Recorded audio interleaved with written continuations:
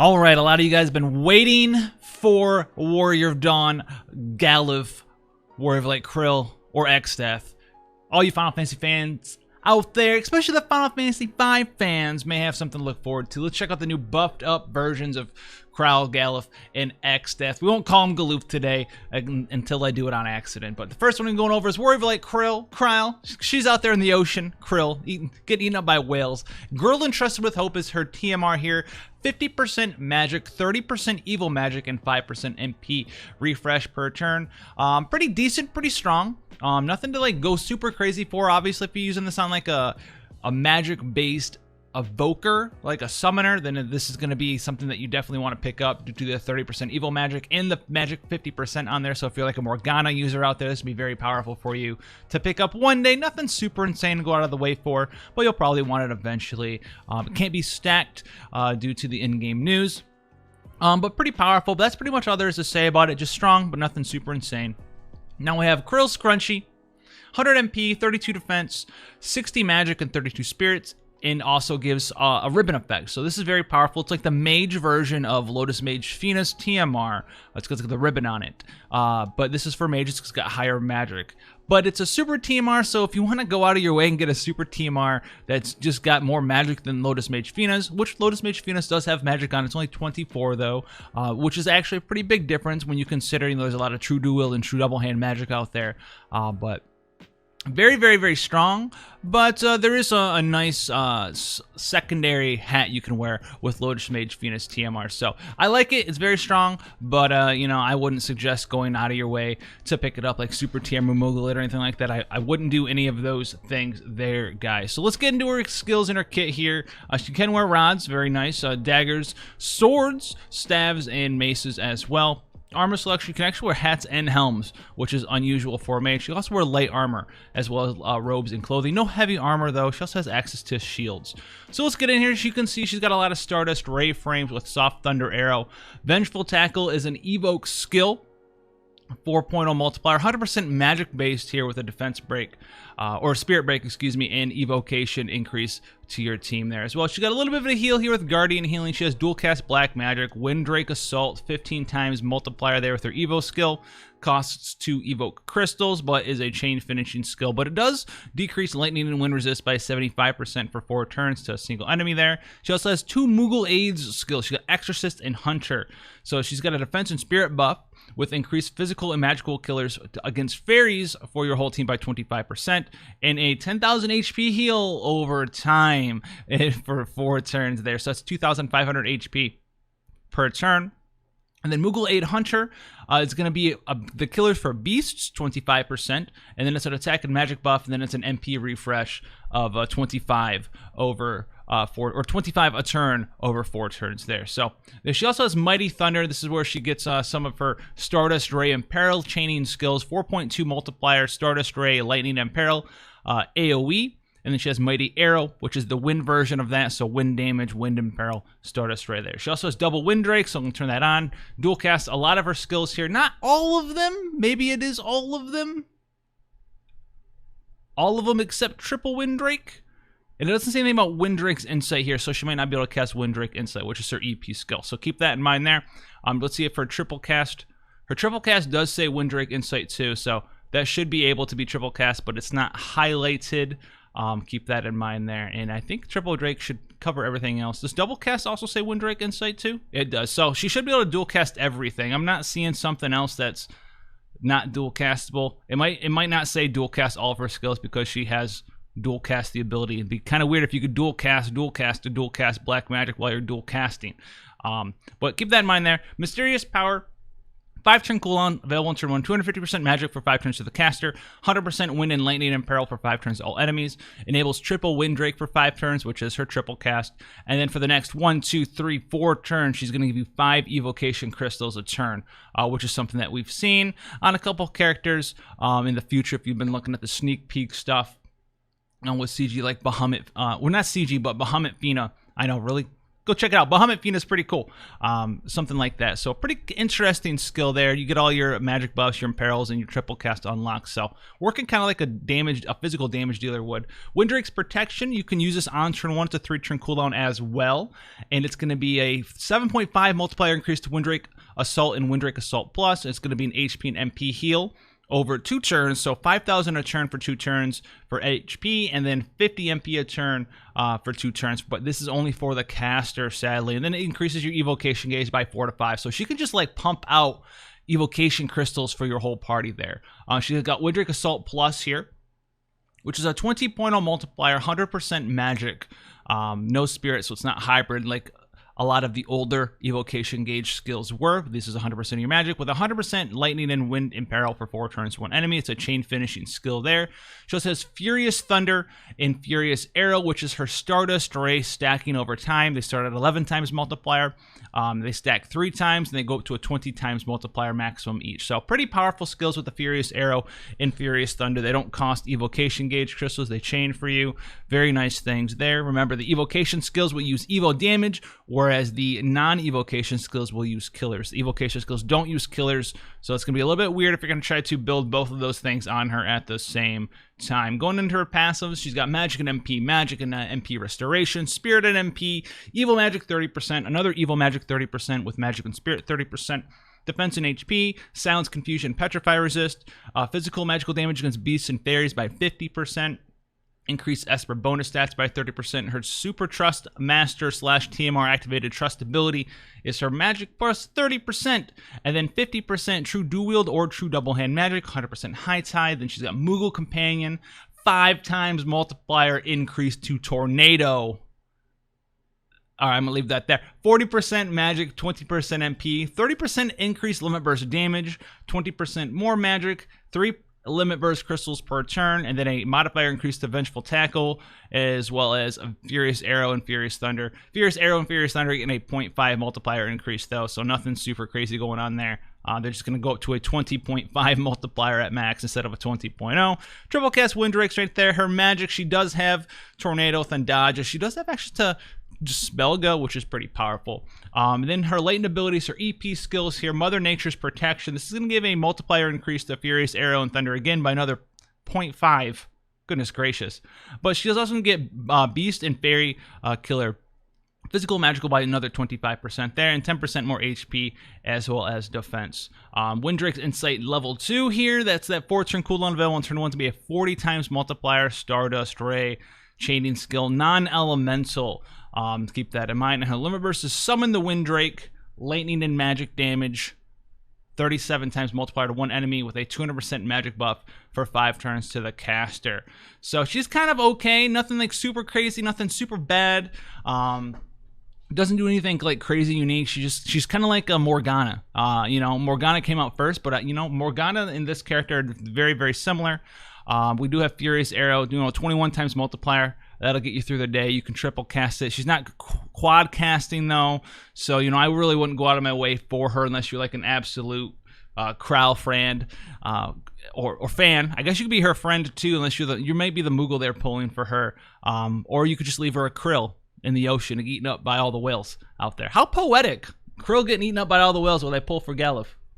Huh, crazy. All right, going into the Dark Mage Exdeath. The Tmr here is the Dark Ring, 6 defense, 52 magic, 10% magic, and 30% dark resist there. Pretty okay for a Tmr. Works well with True Dual Wield / True Double Hand due to the high magic stat and gives you the 10% magic there as well. The only other thing you could really put on here, that could be better than this. You have like stuff like Nutkin, Hairpin, 40% magic, 40 flat magic. So if you're like capped out on your magic percent and you want a little bit more magic with your True Double Hand build or something like that, then maybe this might be something to look forward to. But for most people out there, Nutkin, Hairpin is going to be a lot better for you. If you're looking for like a TMR for your mage just to cap out all of their stats real fast there. Super TMR here is Overcoming Death. We've seen these things before. 60% magic, and then magic killer for human, insect, and plant-based monsters. So pretty cool. Get your hands on it. You're gonna have a lot of fun with this. You know, humans are pretty popular most of the time. I think they're kind of like waning a little bit. I don't know. We've had a fair amount. We just had the Morgana trial. That's a human. I think we had a trial before this. So humans are still really popular. Insects and plants not so much. But you know, we've got to get like a series bonus boss battle or a reborn version of the Venomous Vines of Death, right? Or not Venomous Vine, whatever the original Great Marlboro trial was. We got to get one of those, right? Oh no, please. So keep, you know, pretty cool. If you get access to it, great. If you don't have it, you're not missing out on too much. Just a little bit of magic plus killer. It's not gonna be the end of your life or anything like that. We got rods, staves, swords, daggers, heavy armor, maces, light armor, no hats. Keep that in mind. No hats for Exdeath here. Only helms. Okay, no hats. Let's get in here. He's got Earth Spell, Dark Spell, and Arrow Spell. Nice. All right. Void Impact, Arrow Spark, Earth Tomb, and Dark Swallow. So, Earth Spark, Dark Tomb. It's a tomb, not a tome, dude. It's a tomb.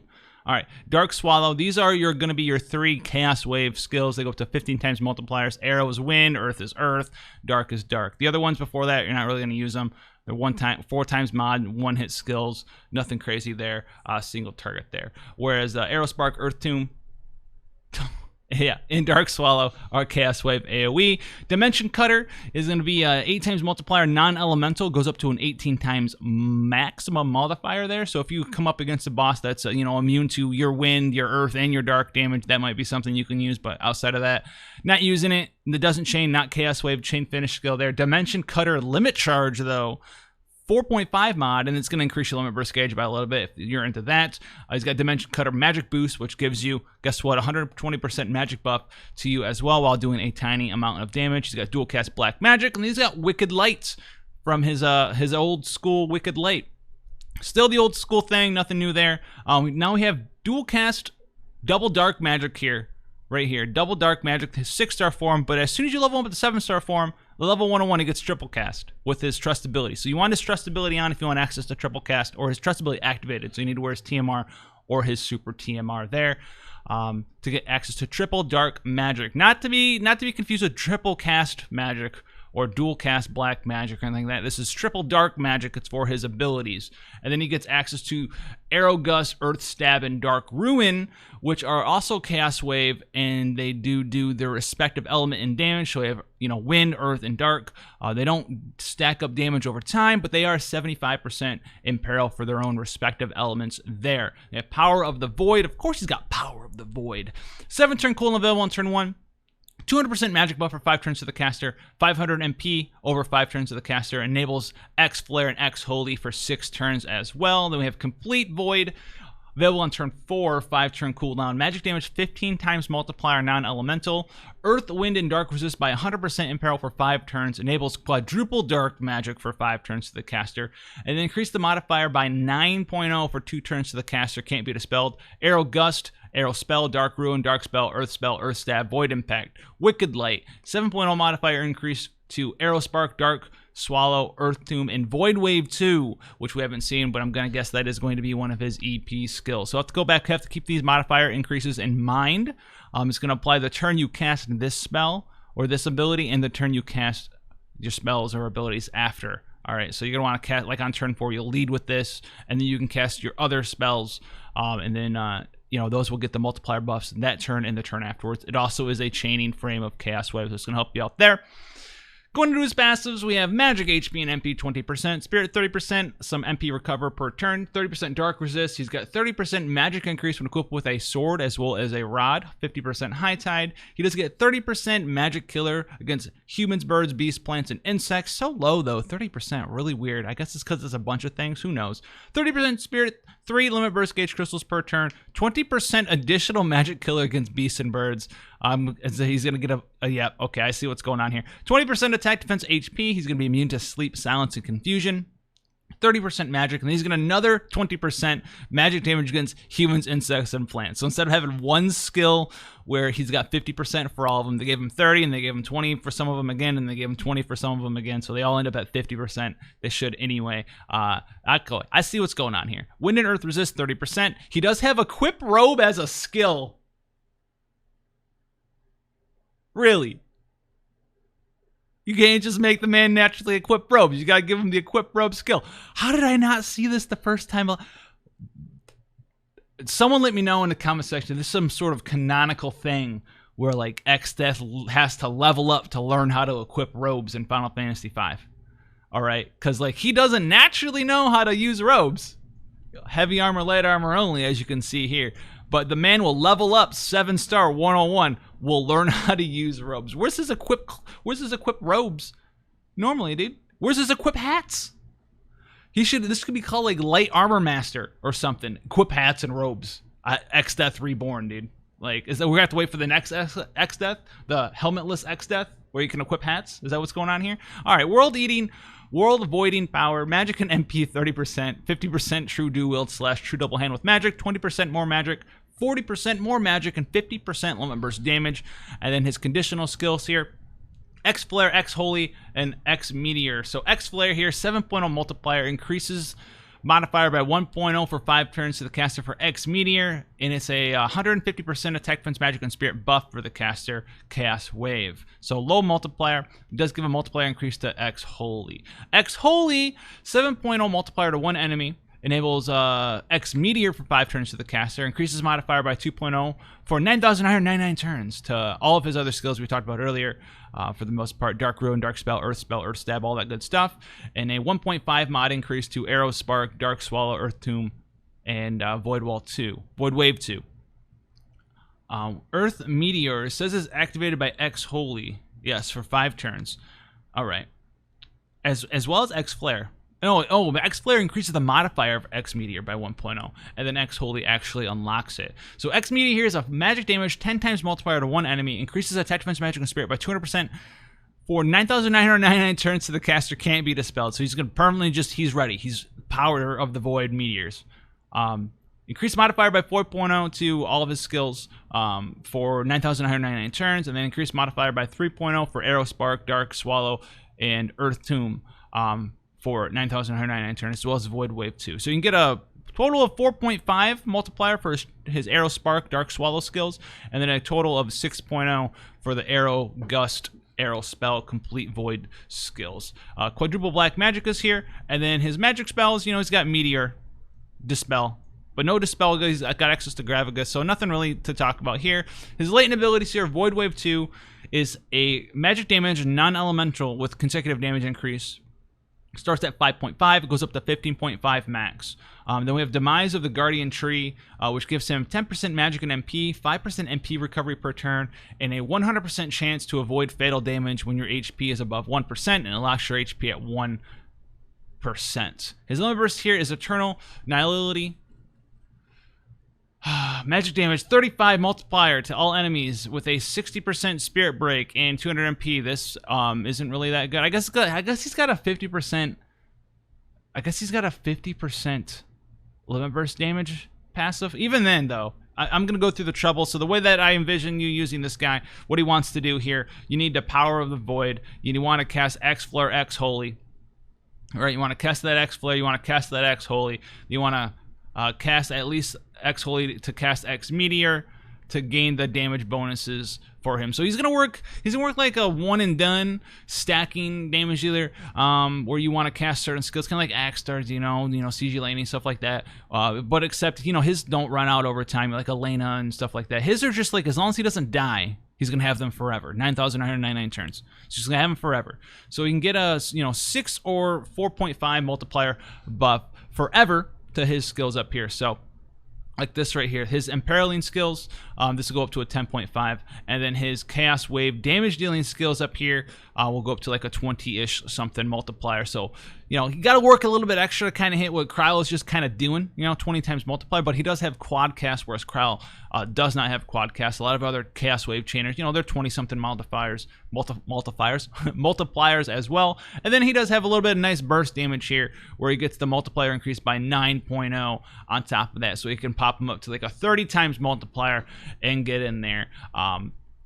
For 5 turns as well. So he gets quad cast, and then he'll get in here and pop him up a little bit. 30 multiplier, double cast this the turn you cast this, and then quad cast 30 times multiplier ish, somewhere around there the next turn, and then you're back down to 20. So you know what, if I had to pick a mage, I wouldn't pick Dark Mage Golbez. He seems like you have to work a little bit too hard for what you want to do, right? You need to go ahead, you got to cast Power of the Void turn 1 with something else, you know, a couple other things. You can't cast this, you don't really want to, but you Power of the Void and you do some other stuff, and then you cast X Flare, X Holy, and then try to, I don't think you even can cast X Meteor on turn 2. So like turn 3 X Meteor, and then turn 4 you go in, so it doesn't really do anything really until turn 4. It doesn't really do anything really until turn 4, but because turn 1 you're going to be Power of the Voiding, and then you'll probably cast, you know, maybe some of your, you know, Dark Swallow, Earth Tomb, Arrow Spark to get that consecutive damage bonus up there. And then turn 2 you're going to be casting probably like X Flare or X Holy, with some of the other stacking, you know, Chaos Wave skills. They're probably, you know, max stacks at that point. You X Meteor, right, and then you cast your X Meteor on, what is this, turn 2, 3, and then on turn 4 you'll be able to cast Complete Void, right, and then fire off your skill. So on turn 4 you should have all your stuff maxed out. You probably have all your stuff maxed out on 3, but on 4 that's when you're starting to really do your damage there. So, you know, not terrible.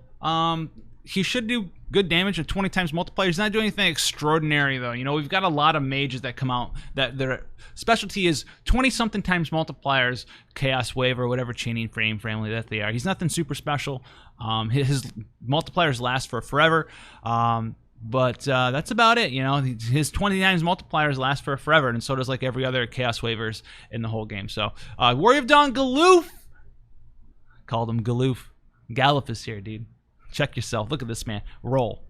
Physical attacker. Support. Physical tank. Easy. Absolute Mirror of Equity chaining frame family. Looks like we're not chaining Kingsglaive anymore. All right, Tmr Gallup Sword here. 130 attack, 30 defense, and 20% HP. If you're looking for a percent HP weapon, this one's going to be for you, especially if you can only wear swords. Keep in mind, though, if you are using a tank that can wear a mace, you know, Lilith Tmr, October's coming back. I would expect Lilith to come back around. That thing is absolutely insane. It's got some HP on it, some defense and spirit on it. It's got a lot of flat spirit on it as well. I think it's 20% HP, 10% defense, 10% spirit, and then it's a mace. So the rare ability for an item world is 40% HP. So that thing is absolutely insane. I'm going to try to get my hands on one. If I can't get my hands on one, I'll probably use my last Prism Moogle on it because it's just that good. But Gallup Sword here, very strong, especially if a character can't wear maces. But not as strong as Lilith Tmr. Us Tmr here is Warrior from Another World. 40% defense, 40% HP, 40 or 50% fire and light resistance here. So very strong Super Tmr. I like it a lot, especially for any physical tank. If you get your hands on this, you're probably going to use it, especially if you want that fire and light resist. It's not worth going out of your way in Super Tmring though, because there's a million ways to increase your HP, defense, spirit, light resist, you know, any resistance. There's a bunch of stuff like this. It's very strong for sure, though. It's more like a more balanced version of like Gladiolus' Super Tmr, where Gladiolus is like 50% HP, 30% defense, and then it procs like a defense buff, whereas this has the light and fire resist on top of it. So it's an insanely strong Super Tmr. I would not like go super crazy that you have to go and get it, but if you do get it, you're going to be using it a lot. All right, so equipment selection: swords, fist weapons, and daggers. Equipment selection here for armor selection is everything but robes, so that's very nice there. Let's get into his abilities here. Offensive blade, defensive blade. Nothing really crazy to talk about. Defensive Blade is his provoke, though, with 25% physical damage mitigation for 4 turns there. So Offensive Blade is just, limit versus gauge increase, so you can cast it if you need to. But Defensive Blade, that is going to be his provoke skill there. 100% provoke for 4 turns, 25% physical damage mitigation. Very nice that it's physical damage mitigation instead of just damage mitigation, because you can get just general damage mitigation from a lot of places nowadays there, and that is going to stack with this physical damage mitigation. A Bonds of Fortitude there, use own limit burst gauge to fill in allies. If you don't want to be using his limit burst, which you probably will want to though, Bonds of Fortitude is going to give you the ability to use someone else's limit burst. Roaring Blade and Brilliant Blade, these are absolute mirror of equity chaining frames now. Roaring Blade is fire, and Brilliant Blade is light based, and they just do AT damage, or AT chaining, fire damage, light damage, and then they also have their own respective imperil of 65% for 4 turns. Oh no, it's not an imperil, excuse me, it's a resistance buff, my bad, resistance buff of 65% for 4 turns to all allies there. Would have been pretty bad if you imperiled your whole team. Restricting Blade there though, 3.5 multiplier with decreased attack and defense by 60% for 4 turns to 1 enemy. Nothing crazy, and then we get into his counter-attack position. This is his normal cover. A chance to protect all allies from physical damage with damage mitigation for himself of 50 to 70% for 4 turns to the caster. And then it gives him double swordplay for 5 turns, which is going to be dual cast for him. Now get into the stuff that makes him really good. This is the really meaty stuff here. We have Sworn Protection. Very easy skill for you guys to use out there who've been seeing people, fire off CG Charlotte limit bursts on turn 1. This is crazy good. All right, this is a tank skill. 6 turn cooldown available on turn 1. Attack and defense buff of 200% for 4 turns to him. So he's a physical tank that just starts off giving himself a 200% defense buff. Also is his AoE cover, 80% proc rate with 60 to 80% mitigation for 4 turns to the caster, and then mitigates all damage taken by 40% for 4 turns to all allies. And that's one skill. You just snap your fingers like reverse Thanos to bring everyone back to life, keep everyone safe and sound, clear and under control with Sworn Protection. Very strong skill there. Is it as good as popping off, a 50% damage mitigation on turn 1? No, obviously not. It's 40%. But it is a very easy way. You just have him in your party. Boom, I want mitigation. I want my defense buff for my tank. I want him to cover. He does all 3 of those things for you right then and there. Then we go into Dawn's Blaze and Dawn's Light here. 6 turn cooldown available on turn 1. These will add an imbue to an ally and himself. So Dawn's Blaze adds fire imbue for physical attacks to 4 turns to 1 ally except for the caster, and then adds fire imbue to himself. He also decreases fire resist by 90% for 4 turns to a random enemy. And then Dawn's Light is the same thing, but it's light based. I don't really like these skills that much for 2 reasons. Number 1, if you want an imbuer in your team, you probably need to imbue 2 people. Now, this could be good if you only want to imbue 1 person, right? If you're running like a solo CG Sid solo chain finisher, then he can do this for you. That's going to be fantastic. And that is going to be insane, right? There's no real downside to that, right? You need CG Sid. He's got non-elemental weapons, whatever. Regina, whatever. You can use whoever you want in that sort of situation. You only need to imbue 1 person.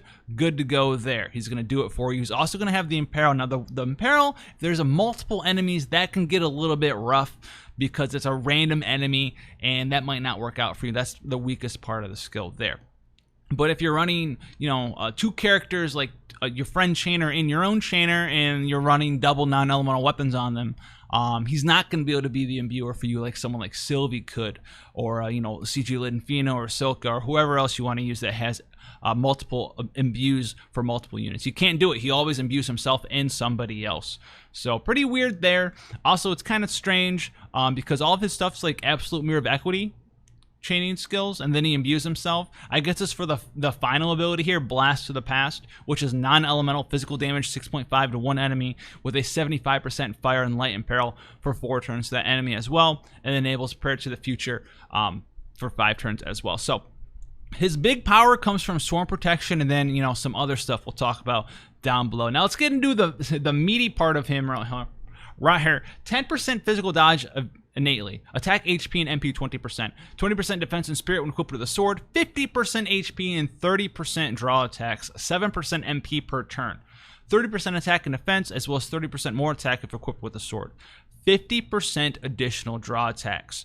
Very, very, very powerful right there. Awakened Memories, 30%. Spirit increases resistance to Confuse and Petrify by 100%. Increases resistance to Charm by 100%. Defense 50%. Chance to ignore fatal damage when HP is above 5% max one time. His Super Trust Master / Tmr activated trust ability is defense and HP plus 40%. Chance to counter either physical or magical attacks with a 60% proc rate. With Warrior of Dawn, Galuf is what we call him there. King of Ball here increases attack, HP, and MP by 30%, fire and light resist by 50%, 20% additional attack, and 50% defense, as well as increases your defense and spirit by 150% as soon as your HP drops below 40%. So if you get hit really hard, you don't have a higher than 150% buff, you're going to have that 150% buff. Double sword play there. You've guessed it, dual cast his swords. Warrior of Dawn Galuf counters with mitigate damage taken by 30% for one turn to the caster. So if you don't have damage mitigation up, he's going to put that back up for you. Though 9 times out of 10, maybe even 99 times out of 100, or maybe even 999 times out of 1,000, you are going to have damage mitigation on him. Unless you get something like Dispelled or whatever, he's going to be able to put that 30% back up on himself. That's going to be pretty powerful right there. Prayer for the Future increases limit burst gauge by 8 to all allies, and then increases fire and light resist by 100% for 2 turns to all allies as well. So a little bit of a small utility you can use right there. He also has some magic, but nothing really crazy. He's got Thundaga, Faraja, all that cool stuff. We're not talking about it.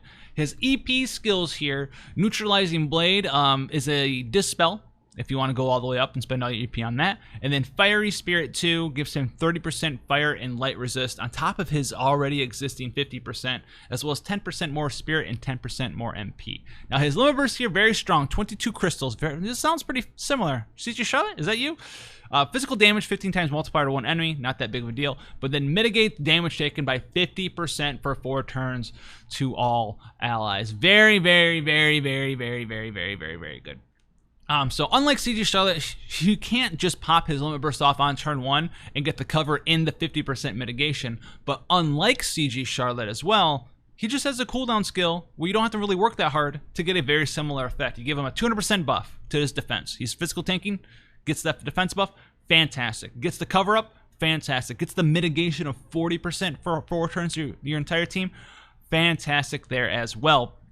And then later on when his limit burst does fill up, and it's going to, because it only costs 22 crystals, and you just upgrade your mitigation from 40% to 50%. So you just cover, with your cooldown skill, pop your limit burst, and then cover with your non-cooldown skill. So you can do that very well. And then he's got double sword play. You can kind of do whatever you want. You can make him AT chain if you need to. Oh, you can make him entrust if you need to. You can give him physical damage mitigation if you need to. That's really what you're looking at here.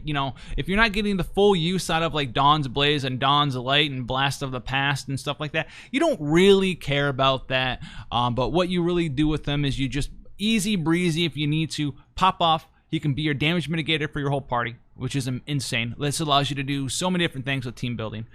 Get that cover up turn 1, get the defense buff off on turn 1, and then you can just pop off, Blast from the Past, and then start Prayer of the Futuring every turn if you want to, getting, spamming your limit burst. This gives you 8 crystals to everybody. It's even including himself, so it's gonna make you get that limit burst up right away. Now the other thing to talk about, he's incredibly tanky. He's got a little bit of dodge, so if you want to do a dodge ability, you can do that as well.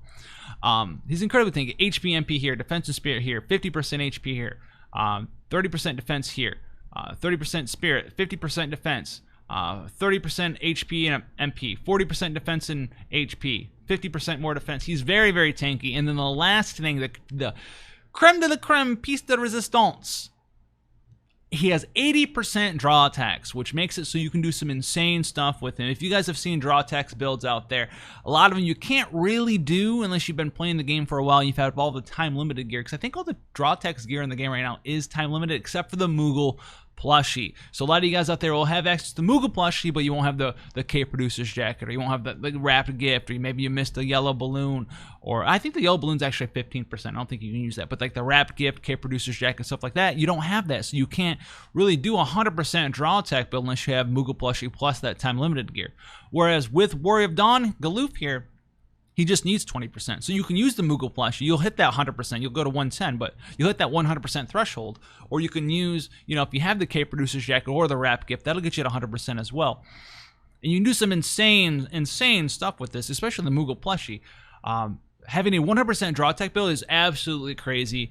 That'll allow you to do super crazy stuff, like when you pop off his cooldown skill, right, with 100% draw tech build, the AoE cover physical attacks. Not only will you have the mitigation, not only will you have the attack defense buff, not only will you have your cover up with 100% draw tech build, you're going to be single target, provoking all physical and magical damage to him as well. So that's going to help you out a lot in a lot of circumstances there. He's, you know, he's more of a physical tank, but he can tank single target magic stuff. As well, you know, he's like the reverse of Charlotte, where Charlotte tanks single target physical as well as single target magic and AoE magic. He kind of does the opposite of that. So very powerful stuff there, and you can do even crazier stuff if you want to, because he has that 80% draw attack. You put a Moogle plushie on him, he's got open accessory slots, he got 10% evasion in his kit. You can do the 100% draw attack, pop his cooldown skill on turn 1, 100% evasion build, get mitigation for your party, get these tanky numbers. Like he can be tanky and dodging at the same time. So very, very strong character. If you've been looking to upgrade your character, Warrior Gallup here is what you're going to want. CG Warrior Light, I think I'm holding out for Warrior Light because Warrior Light's my boy. I think the one thing Gallup does do that Warrior Light does not do is Warrior Light actually doesn't have a way to infinitely mitigate damage on his own like Galuf does. Warrior Light spams giant HP barriers instead. Warrior Light does have the same sort of cooldown-ish skill that Galuf does here, where it kind of puts up a giant mitigation for 4 or 5 turns. I think Warrior Light's is higher mitigation, I think it's 50%, but Warrior Light can't spam his limit burst for mitigation. So if you're looking for a tank that does have giant mitigation for your whole party, and you want your tank to be your damage mitigator always, then Galuf is what you're going to want over Warrior of Light. If you don't want to do that, you want Warrior of Light as more of a supportive role, have to see what else gets changed, then go for Galuf. If you want more information on Warrior Light, I have like 2 sneak peeks on Warrior of Light. I think I might even have like a Warrior of Dawn Galuf, like characters to look forward to. Galuf's on there, Warrior of Light's on there, go over. Madame Adele might be on there as well, so be sure to check that video out as well. I'll try to find it in the comment section for you. But until then, guys, you let me know which one of the characters you've been looking forward to. I'm not pulling on this banner. I don't need anything from this banner. Exdeath and Krile, you know, don't really interest me at all. We're waiting, we're saving. You're going to hear me saying that for a long time, probably, unless we get some time-limited global exclusive Parasite Eve, Brea collaboration. Can we get that? Can we get that?